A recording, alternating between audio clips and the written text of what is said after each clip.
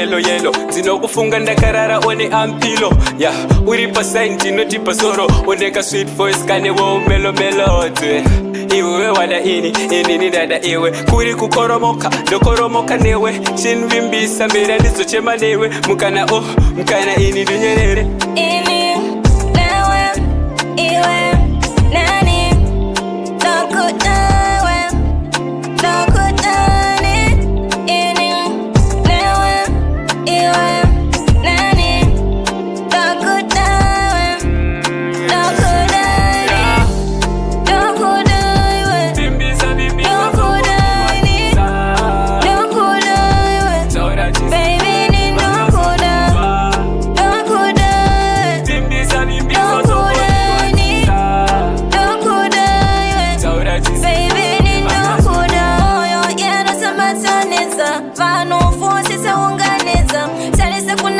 Wanna kusipa, shino na kiza, shino dadisa hapana futi shitatimisa umoyo mangu iwewe uiruva nzira yeruda zafamba takunda ruda redu harusa. You got the vibe, got the sauce, uri ice wakanifita ungekate kwa Mr. Nice wakandinzwa pekutanga ukandipa chance ndochekushowa zvandogona aisi baisi ndingazodei wavapo ndingazodei ndapo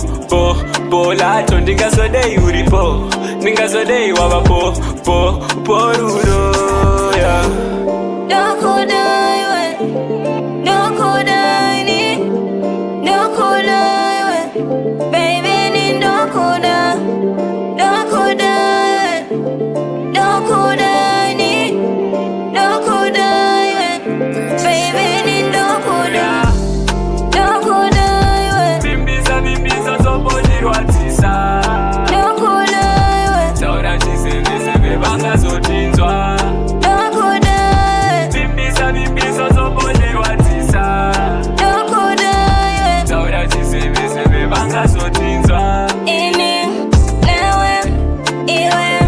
nani Ndokuda Ndokuda ni ini newe iwe nani Ndokuda Ndokuda ni PJ Tabuk.